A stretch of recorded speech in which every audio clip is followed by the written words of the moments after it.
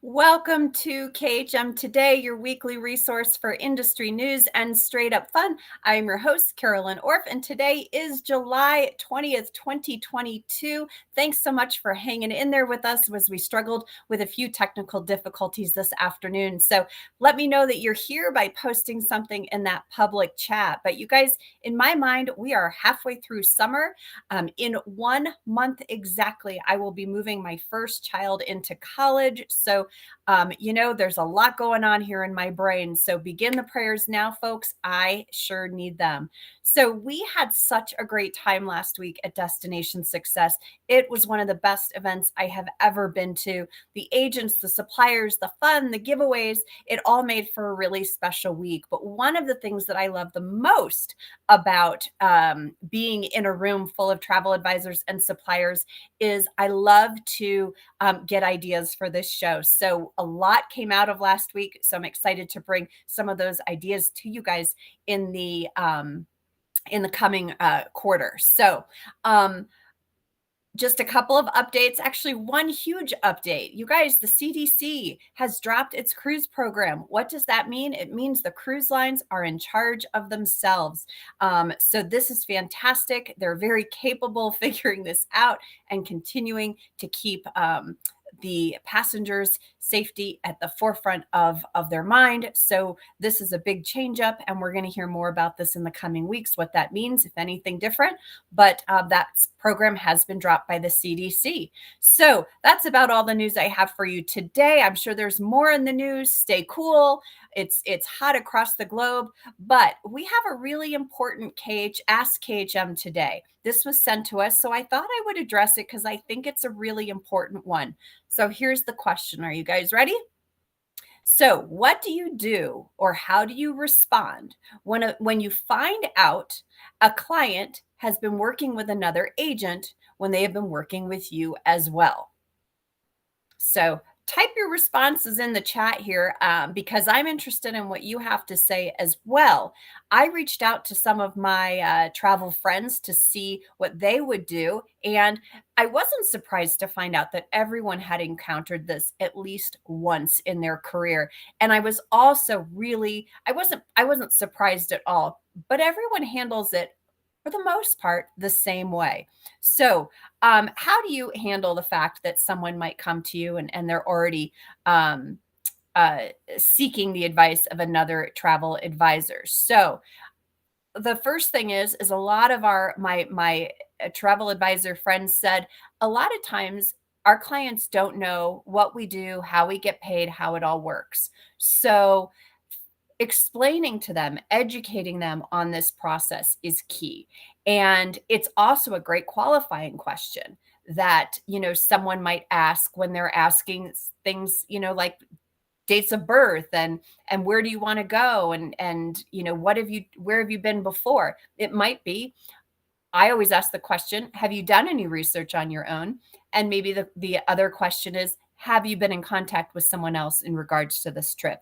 And then, do I want to say thank you very much? Please work with them. Or, let them know that you're kind of you work with clients one-on-one and you have no interest in competing against another agent. But that was really the big takeaway, is that none of the people that I asked about this question, want to work against another agent. We're all in this together and we want to respect the work that's been done. So letting them know, thank you very much. If you've already been working with someone, please continue to work with them. They've put their heart and soul into your trip. They've spent a lot of time. And again, they don't get paid unless you book and travel with them. So I'm not interested in taking that business away from them. Not everyone has this stance, but I think it's a pretty decent stance. And some of the people I asked actually said that's why they came back and started working with them primarily and solely because because of that work ethic. So no one's interested in that double dipping. It's not worth your time. We're all looking at the same booking engines. So really what's setting yourself apart is you as a person and you as a service provider. So that's how I would answer your Ask KHM today. All right, you guys, everyone excited for today? We have some amazing, amazing guests. So our first one is new to the show, as many of you know, when I reach out to our supplier partners, I really ask them to think outside of the box, and I do as well, in figuring out who can we bring to the show that's going to be different and that maybe all of you have never seen before.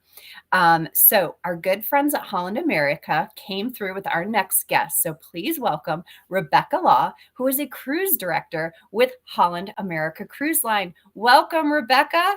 Hi, everyone. Hi, Carolyn. Nice to see you. Nice to see you as well. So I'm so excited because one of my favorite things on board the ship is that interaction with the staff and the crew. And it really is the crew that makes the experience.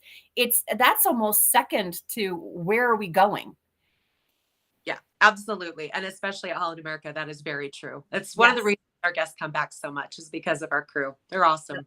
Yep. So we're going to get to know you a little bit by doing a lightning round. And for those of you that are frequent listeners to the show, I know that I haven't done this enough lately. I'm going to put it back into the rotation, but we have some lightning round questions for you to answer so we can get to know you just a little bit better. Are you ready? Uh-oh. Okay. I'll be as ready as possible. Here we go. I don't have a timer on the clock, so we're just going to go with about 10. Okay. What has been your favorite age so far? 37. How often do you floss? Every night. What was the stupidest dare you ever agreed to? Shaving my forehead. Oh, wow. I feel like that involves its own show right there. What was the last craft you made? I don't do crafts. Have you ever written a song for someone? Yes, I've actually written songs for myself. Really? Okay. Yeah. What dish do you cook best? Cereal. Okay. What is your favorite board game? Oh gosh. Let's say Scrabble. Wow. Okay. And how do you answer the telephone? Reluctantly? No. Just kidding. Yes. What? How do what I do answer the telephone? Well, I check caller ID first, always before, and then I answer it if I wish and with enthusiasm. That's good. Okay. And finally, what is one thing you wished you enjoyed more? Science and math. Okay. Very good. Yep. I'm a linguistics person, so I like pretty things. Science and math don't always come easy to me. And you know what? I joke about the cereal, but that's usually just because I work on a ship and I get all my meals made for me. But when I want to cook and I want to cook for a group, I can make a mean dish. You know, when I travel anywhere, right, land or sea, it takes me a good week, and you guys tell me if you feel the same way, to get back into the swing of cooking. Yeah. I'll go to the store immediately and I'll get stuff, but then I'm like waiting around for someone else to take care of it. And I cook every night for the most part. Mm-hmm. But lunches and breakfasts are fine. Everyone does their thing. But then dinner, we're all looking at each other like, well, who's going to prepare dinner? Because we've been in this mode where someone does it for us. Right. Exactly. So anyways, well, I'm so excited because I want to hear more about your experience on a ship. You just finished a contract. You were in Alaska with Holland America. How long was the contract and what ship were you on? So I was actually just supposed to do a 5-week fill-in on the Eurodam, and then I was called to do the relaunch of the Westerdam. It was our last ship to restart after the shutdown. Would you believe it's been out of service for over 2 years? Wow. So I just got back from a 5-week contract, restarting that ship with our amazing team out there. And I just landed yesterday, coming back home. So it was pretty incredible. Great team out there. It was phenomenal. So how do you become a cruise director? I mean, I'm assuming there are steps to take. It's not like you just go and apply one day for that position. You probably have to do a few things first. Every pathway is different and every cruise line is different. So many times you'll find people that get hired as cruise staff and then they'll promote inside and they'll work their way up. But everybody has a different background, especially on our line, because as the cruise and travel directors, we've rebranded the position. It is a much more robust profile to be more travel director heavy. So we really have to have a grasp on travel, public speaking. We have to be able to have a lot of knowledge about where we're visiting. So we've really Mhm. put an emphasis on the travel portion, in addition to the cruise, kind of guiding that arc of the cruise experience. So a lot of our cruise and travel directors actually have a broadcast or a TV background, or they come from a public speaking background, and then they learn the nuance of ship Uh-huh. life. I came from a different background. I actually started 20 years ago, almost to the day, this month, as a singer. So I was a production show singer on Princess, and then moved over to Holland America about 14 years ago. So I've been singing, performing on ships for about 17 years. And then, quite frankly, I kind of aged out of the production shows. I got a little too old, and the cast kept getting younger and younger. And this was just a really nice fit for me. Yeah. It's still a way to perform, but use my public speaking skills and just knowing the brand, knowing cruise life. I love being with the guests. I love being on stage. So this was just a natural fit for me to slip into this role. And so I've been a cruise director since 2018, moved into what they morphed into the cruise and travel director position in 2019. Do you find it challenging to be on all the time? Yes. You're walking around, you're doing the nightly things. I mean, I feel like on a ship, I don't see a cruise director as much during the day unless it's a sea day. Mhm. But I feel like you have to constantly be on it, which to me sounds very tiring. It's exhausting. I mean, and anybody who tells you differently is not being completely Yeah. truthful. You should come off of your contract exhausted if you gave it everything you're supposed to. Now, you find those times to decompress. We have our own rooms, we have our space to go decompress. We take our breaks, and in fact, we have to take mandatory breaks. So we'll pick our moments where maybe the guests are taking some downtime. Their Mhm. nap time in the afternoon. That's a great time to take our own breaks, but you have to, or you'll burn out. I mean, that is a Mhm. real thing. Fortunately, with our cruise line, it's not so much, hey everybody, I'm the cruise director. It's very conversational. So you're the best version of yourself. You're a Mhm. polished, poised version of yourself. And if you can be on in that way, and then find your time off the ship, go ashore, get that decompression, then you can find a good balance. But yeah, Mhm. you should be exhausted after a contract, and I So usually am. what does your day-to-day look like? If you're getting up in the morning, what time are you getting up and what time are you going to bed and what are you doing in between? All right. So every day looks a little different. Like you said, C days are a lot more busy for us, especially since we have to do 2 talks typically in a C day. Now, our talks are not PowerPoints, these are full blown multimedia. I don't want to use the word TED Talk because that's trademarked, Mhm. but they're multimedia, beautiful presentations on the main stage. So you're having to hold an audience's attention for a good 30 to 45 minutes sometimes. And they're exhausting, but they're so rewarding. So we'll do 2 of those talks during a C day. Then we've got other events, show intros, announcements. You are clocking probably 3 miles a day on the ship, just walking back and forth to all your responsibilities. Now, on a port day, it looks a little different. You usually have some time to get off in port and enjoy it, and you should. So sometimes I'll go on tour with the guests, or I'll just, get some admin work done when I'm on the ship.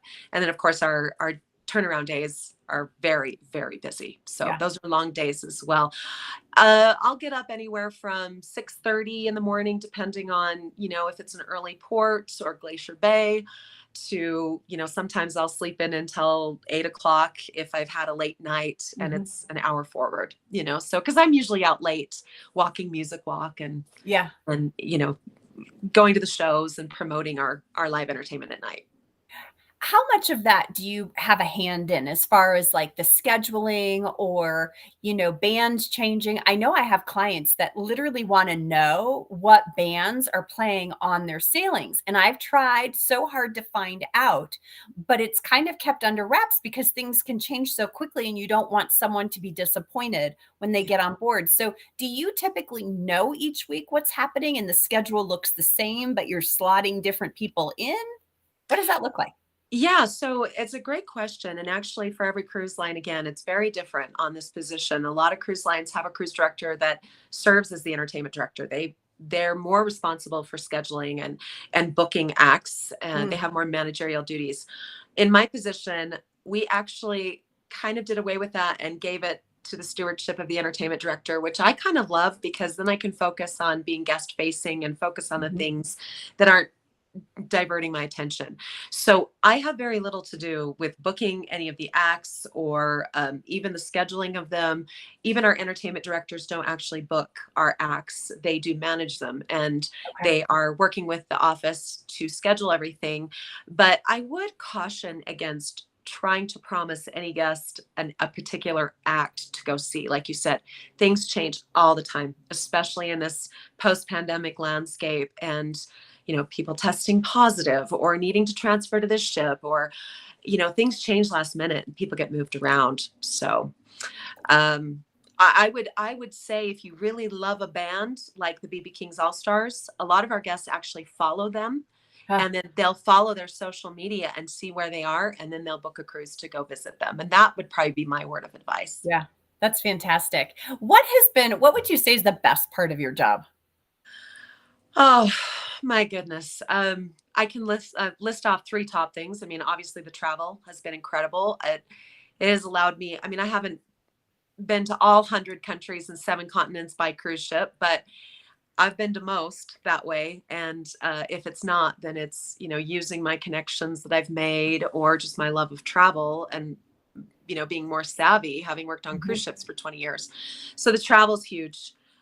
Certainly meeting people from all walks of life. I mean, I've made some of my best friends, probably my best friends on cruise ships, Oh, whether that's staff members or guests. I've met a lot of guests that I'm actually very, very close to. We've ended up traveling the world together.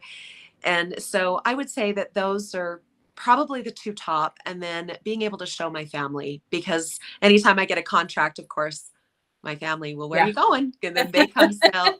And I've been able to show them the world. And that has just been such a gift. What was something that surprised you most about when you became a cruise director? Was there something that just surprised you and you're like, "Oh, I didn't realize that was gonna be part of it." I think that's a double-edged sword, positive and negative.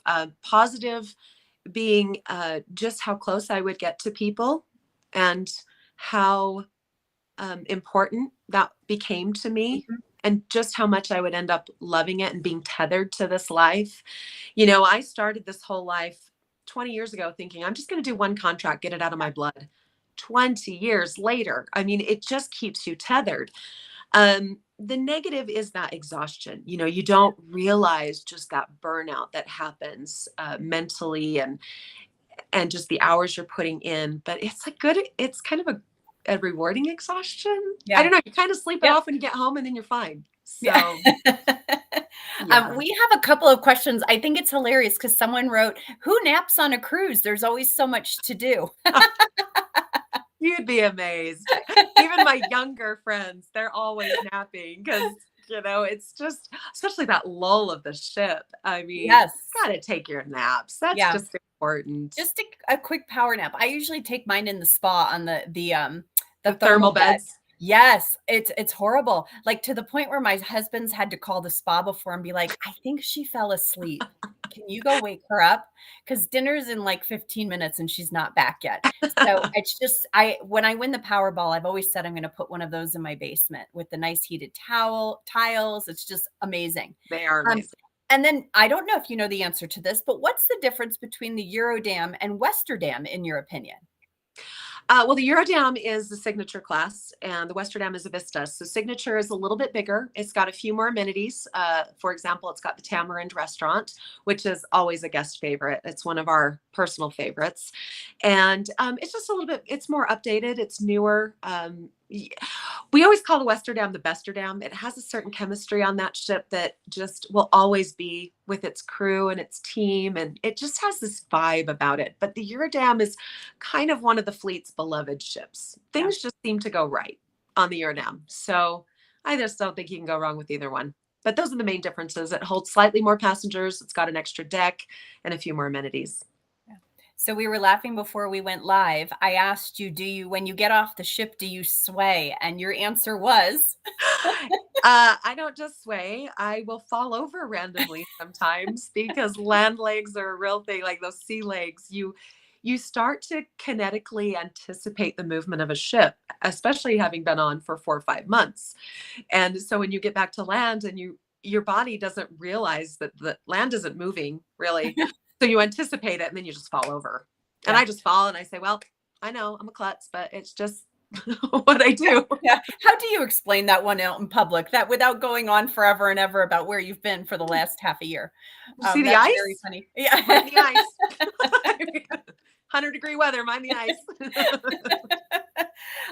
So if someone was to say to you, I want to do what you're doing, what would you tell them they should start doing?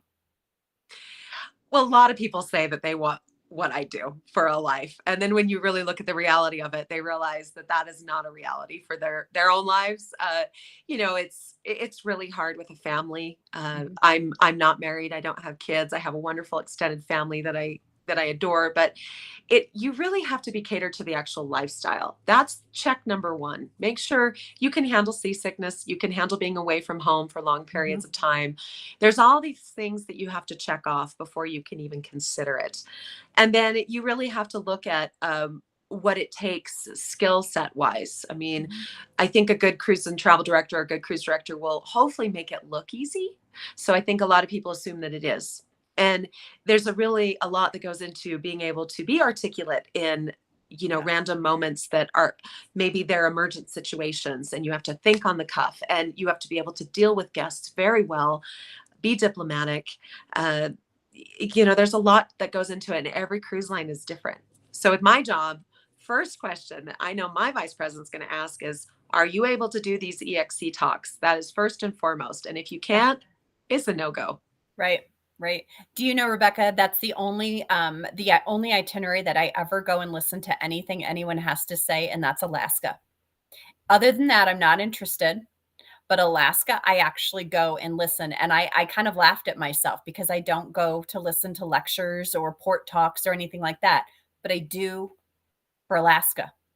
We find that same pattern. Our audiences are pretty packed for those EXC talks, and they get so much out of it because they want to learn about the destination and they want to make the most out of their Alaska experience. And so we definitely find that people attend. They're very eager students, and they give a lot of feedback. They tend to really enjoy those talks because it's not just about what is visiting the port. It's immersing you into the actual thematic content, like the whales and the natives, and it's really beautiful content.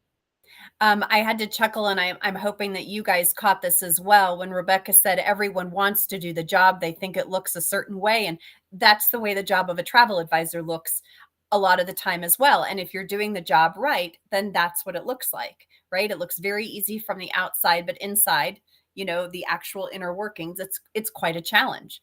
Every day can be a challenge. So I think that's really interesting. They have a lot of similarities between how we make it look and the reality of it.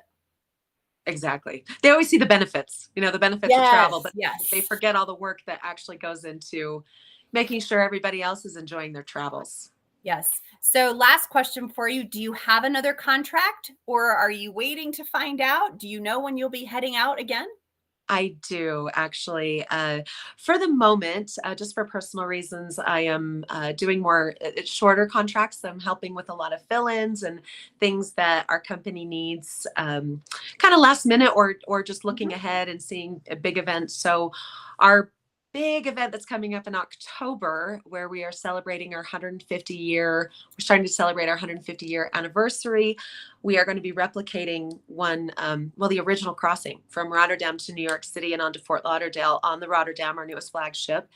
And I have been asked to do that. So I'm really looking forward to that in October. That's amazing. And so that'll just be like 1 week, or is it a couple months that you'll be doing the same itinerary?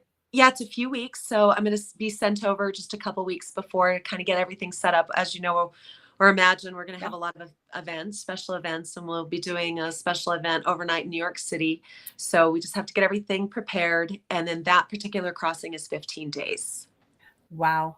Well, and how special and what a great time in your career to be in the position where you're asked to do these special things. I think when you're that go-to person and you're filling in at the last minute, like that's when you know that you do your job really well. When you're pinch hitting because the company needs you, I think that's a really special place to be. We have a good relationship. I'm pretty loyal and I feel appreciated, and it's just a very rewarding relationship. I really love our company, and I think our guests see that. So yeah. Well, I can't thank you enough. This is like, this is so exciting because we never get to talk to anyone. It's like, maybe you'll say hi on a ship. I won't go up and bug anyone because I just won't. But it's just so neat to actually meet someone who's in the role and hear about it a little bit more. So I can't thank you enough for being part of this today. Of course. And if you want to bring me back on for any other topics or follow up, I'm more than happy to do it. I love this kind of stuff. So we're going to come see you on a ship. That's what we're going to come do, guys. Yeah, please do. Everybody, please come sail with us. We love our travel advisors. Oh, well, thank you so much. Have a wonderful break. And it was so wonderful to meet you. Thank you. You too, Carolyn. Have a great day, everybody. Thank you. You guys, a few months ago, we did a really interesting segment about the best ways to give away. And during that discussion, we talked about giveaways and the winners and coming up. Basically, we want all of our winners of giveaways to come back to us as travel advisors. We don't want to be giving, Disney park tickets as the prize and they can just go use them. We want to give them a gift certificate to be able to be used for those Disney tickets. So all of this requires terms and conditions and a really clear plan of attack. And one of our very talented agents here at KHM Travel Group watched this episode. She listened to what was said and put it into action. So here to share the outcome of that experience is Andrea Miner, owner of Sea La Vie Travel, right here in Littleton, Colorado. Hi, Andrea. Hi there. How are you? I'm good. I'm not going to act like I don't know you and that I don't talk to you weekly. Andrea is one of my friends and part of my travel besties. So I'm so glad. But what I loved about this is that you took something from the show and you were like, all right, I'm going to do this. You had an opportunity that came your way to put this into action. So let's talk about what that opportunity was. Yeah. So I had a person come to me through a referral. She actually worked at a real estate office here in Denver. The real estate advisors or agents got together and they wanted to increase their database of clients. And so they had this idea of everybody kind of joining in $100 each, and they would come up with a $2,500 trip that they could, what they used is raffle it off to a winner. And they needed some help doing that. So they reached out to me. And so what did the conversation look like when you started? You knew how much money they wanted to spend, but they had some pretty specific ideas at the beginning as to what they wanted this to look like. Absolutely. So they were really good at selling houses, but they don't know how our business works. And so they kind of came to me and said, we'd like to pick a resort. We'd like to pick the flights. We'd like to pick the transfers and give us this trip for under $2,500. And we're going to give away this trip. And obviously we all know that without any passenger names, that can't even begin. So we kind of discussed back and forth a little bit about how this could work and what this would look like. So The first thing is kind of getting rid of the word raffle. So in our state, raffles are not something that you can just do. You have to go get a license. So you have to make sure that you are kind of following your state guidelines and also encouraging them to look into their state guidelines as to what to call it. The second thing is that I couldn't really pick a resort and have everything down. So I encouraged them to do the value of $2,500 in a gift certificate.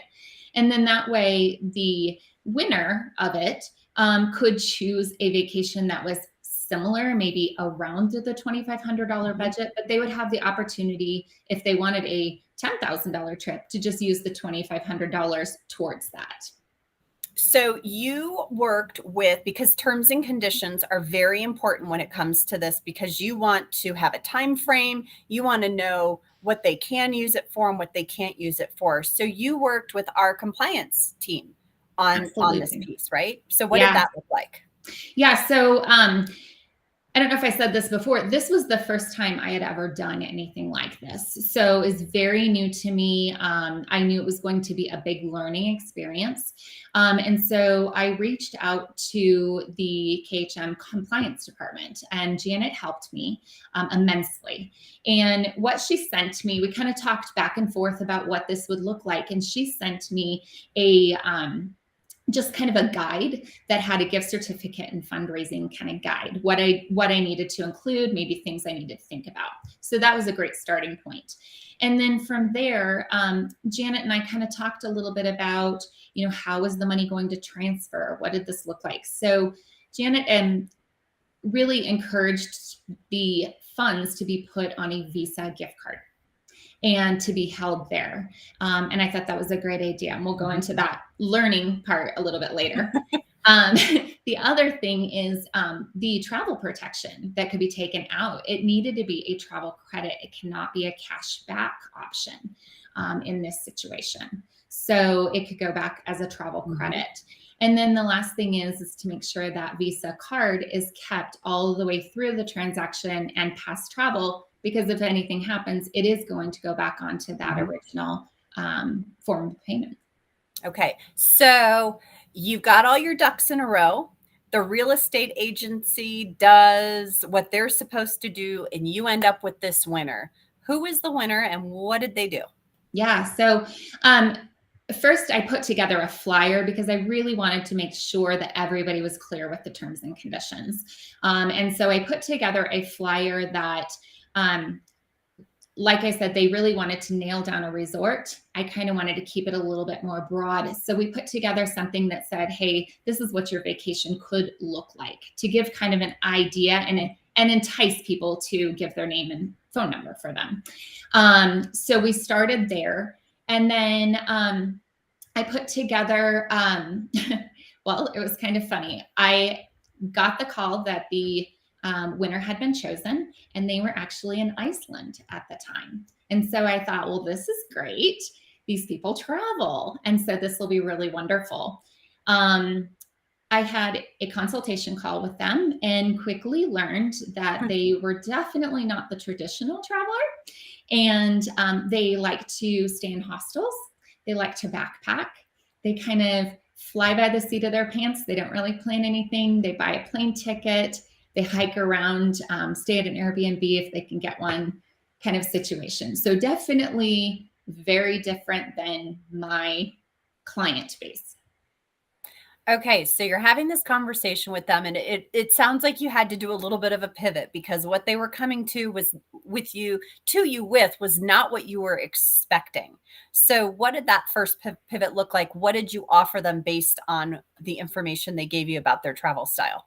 Yeah. So when we talked in my terms and conditions, it actually stated like, we're not going to book just air only. We're not going to book a car only, that type of thing. And I kind of put that up front. And as we started talking, I thought, let's look at some tours. Let's look at some, excursions. Let's maybe use the certificate towards that, since you guys don't, really don't want the all-inclusive that I think was supposed to be out there. So we started talking a little bit about that and finding out a little bit more from them. That wasn't going to fit their travel plans either.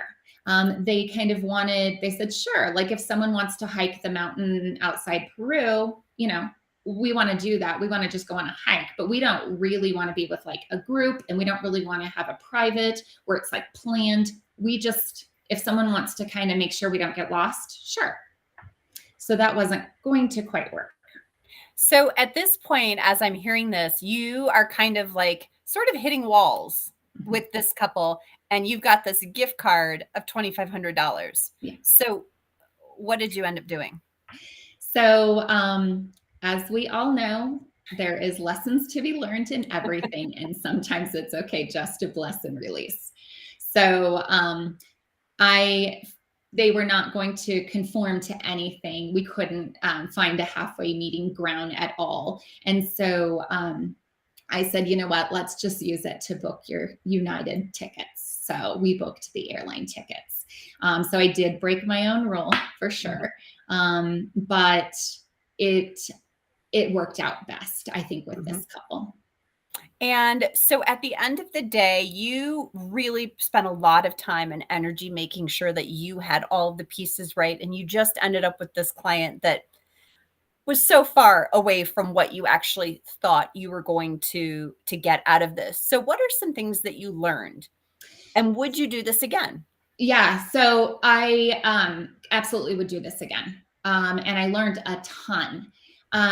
One thing that I have like a breakdown after different situations. And one thing that I would do is I would actually stop for a moment when someone contacted me and kind of look at what is their demographic. So this was a real estate office. A lot of comparison, like a lot of similarities between our business. So that was good there, but actually diving a little bit deeper as to kind of what is their clientele base? Does it match mine? And then also, I think that I would, in this situation, they got all the database. I would figure out how we both could grow our database. Okay. And I know that you ended up having to do multiple gift cards. So Deb's asking, is there anything you would have done differently? This is one of those things, right? You ended up with multiple $500 gift cards, which is a challenge. Yeah. Working with many suppliers. Disney, not a problem usually, but it's still a little bit of a hassle. But with a lot of our suppliers, this is a challenging way to make payment. Yeah, so it was $2,500, and they handed me five $500 gift cards. And so that is another thing that I would chalk it up to a learning lesson. Make sure that they somehow can get all the funds on one card, because that was a huge challenge. Okay. And then as far as like how you would present it, is there any way that you've learned or would like to try and figure out how to offer something more specific? Like maybe it is this cruise or is this resort? Is there anything you've learned as far as how can I make this more specific so that it's a little bit more as far as what I want to book as opposed to like what that person's coming to me wanting to book? Does that make sense? Yeah. So I definitely think cruises would be easier with this, just because it's a set itinerary, and maybe that's something that it's not, and I'll learn that down the road. But I do think cruises would be easier with this. Yeah. As far as land, well, gosh, 2022 has been crazy with everything and numbers jumping everywhere. So I think with land, I still think it's pretty hard, but possibly if I could go back and work and say, $2,500 is great, but I think we need to bump it up so we can maybe offer something a little bit more concrete, maybe not the dates and everything, but something a little more concrete. In my flyer, I kind of did what could this look like? And I gave the ideas of, hey, like an all-inclusive and, airline tickets from Denver on Frontier. So I kind of put together a trip that came right within that budget at that time. just for some ideas, but I made sure at the very top to say, this is what your trip could look like, because it did not guarantee anything. Now, you mentioned something that you would do differently would be making sure that the clientele matched yours. If the clientele didn't really match yours, would you seek a different opportunity? Would you maybe say no to that opportunity? I think that if the clientele was as different than what I was after, I probably would refer it out to another agent. I really would. Just because I think it, with us, it's such a good idea to grow our clients that we are after, our business is after. So awesome. Well, it sounds like you learned a lot, and I'm so glad that you gave it a try, and you have these great terms and conditions now, and you really have a great setup for the next time this happens, whether it's a real estate office or a school or a nonprofit organization that's looking for something. You're well on your way. So yay, I'm glad you took something that we did and worked with it. Absolutely. And I would say compliance department, if you want to reach out to the compliance department, that's a great place to start. Awesome. Andrea, thank you so much. I'll see you next week, I'm sure. I'm sure. See you later. Thank you. You guys, it's been a fabulous show. I'm so glad that all of you joined us today. Thank you to all of our sponsors for our continued support, especially to our overall show sponsor, Apple Leisure Group. Next week is Disability Independence Day, and we have a special guest from Special Needs Group with us. So I look forward to seeing you guys next week. Everyone stay cool. It is hot out there. Have a great day, everyone.